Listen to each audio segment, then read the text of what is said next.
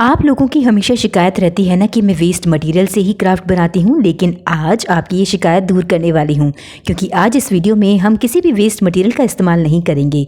तो चलिए आज आपको एक मून लैम्प बनाना सिखा देती हूँ जो कि बहुत इजी भी है और कह सकते हैं थोड़ा सा ट्रिकी भी है।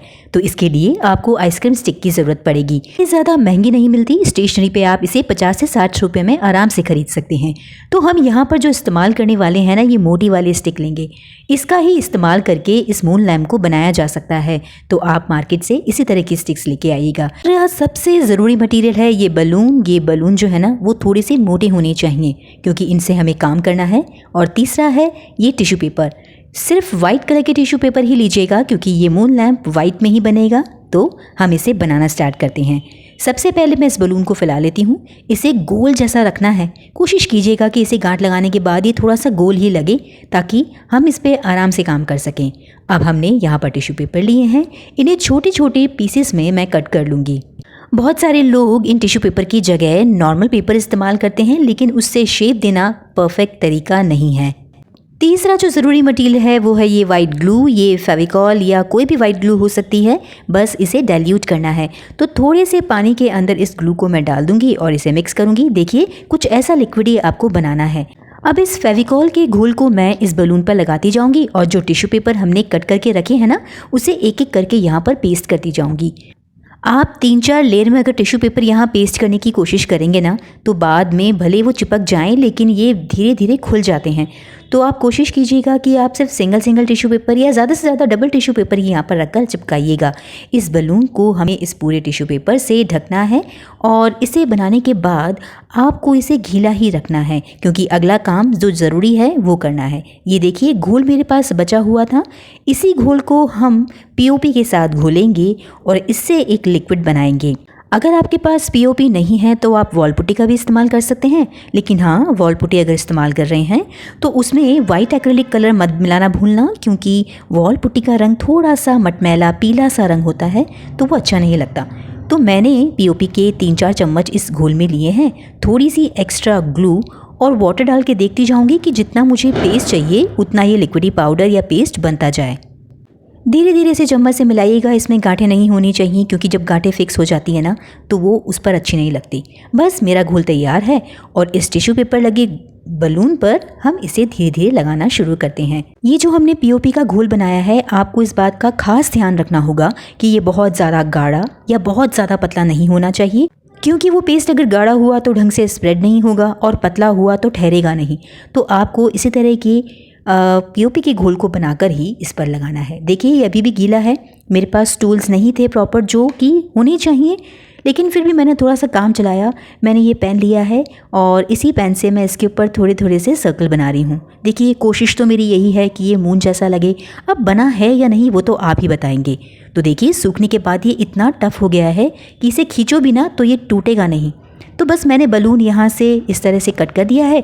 इसे थोड़ा सा टैप किया ताकि बलून अंदर से अपने आप ही निकल जाए। वो ढीला हो जाएगा तो अपने आप ही बाहर आ जाएगा। अब बारी आती है कलरिंग की। तो मेरे पास ये मेटालिक के खूब सारे शेड्स हैं। इसमें से मैं ये थोड़ा सा ब्रॉन्ज कलर और वाइट कलर लेने वाली हूँ। तो सबसे पहले हम काम करेंगे इस वाइट पर्ल मेटालिक कलर से। तो मून है तो इसमें तो कोई भी और शेड देना सही नहीं रहेगा, तो यहाँ पर हम ये वाइट मेटालिक कलर ही इस्तेमाल करेंगे। इसीलिए मैंने आपसे कहा था कि टिश्यू पेपर सिर्फ वाइट ही होने चाहिए। अब जब तक ये सूखेगा हम बहुत ज़रूरी काम शुरू कर रहे हैं इन आइसक्रीम स्टिक से, तो बिल्कुल भी मिस मत कीजिएगा। हमें इसका स्टैंड बनाना है। तो स्टैंड के लिए मैंने क्या आइडिया लिया कि जो कप मैंने यहाँ पर लिया था ना, उसी को थोड़ा सा नाप तोल करके मैंने यहाँ पर स्टिक रख के देखा तो मुझे थोड़ा सा आइडिया लग गया कि मुझे कितनी डिस्टेंस चाहिए इन स्टिक के बीच में या किस तरह से मुझे बनाना है, वो मुझे आइडिया लग गया है। इन स्टिक से काम करने से पहले हम इसके ये गोल किनारे काट लेंगे और यहाँ पर मैं 9 सेंटीमीटर का मार्क लगाऊंगी और इसे कट कर लूँगी। अब मुझे इससे छोटी स्टिक की ज़रूरत है। अब बड़ी स्टिक तो मैंने काट ली है, अब हमें छोटी स्टिक की ज़रूरत पड़ेगी। तो मैं लगभग 2 सेंटीमीटर छोटी स्टिक इसमें कट करूँगी। तो पहली स्टिक हमारी जो बड़ी वाली है वो 9 सेंटीमीटर की है, तो 2 सेंटीमीटर कम कर दीजिए, यानी 7 सेंटीमीटर की हमें स्टिक यहाँ पर कट करनी होगी। अब ऐसे ही नाप से मैं 7-7 स्टिक और कट करूँगी क्योंकि हमें इससे एक बंडल बनाना है। तो ऐसा कुछ समझिए कि हम इन 8 स्टिक को कट करके आपस में पेस्ट करके एक ब्लॉक बनाएंगे।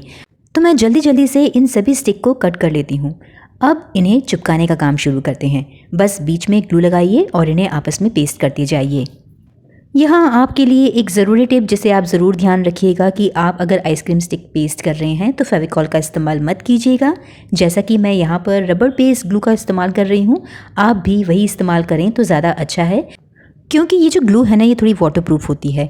जैसे ही हमने बड़ी स्टिक को तैयार किया और छोटी स्टिक को तैयार किया है, इन्हें अच्छे से चिपकाने के लिए मैं यहाँ पर इसमें ये क्लिप लगा रही हूँ ताकि ये आपस में मजबूती के साथ पेस्ट हो जाएं। बस 10 से 15 मिनट इन्हें रखना है ऐसे ही, और बाकी की स्टिक को भी इसी तरह से तैयार करना है।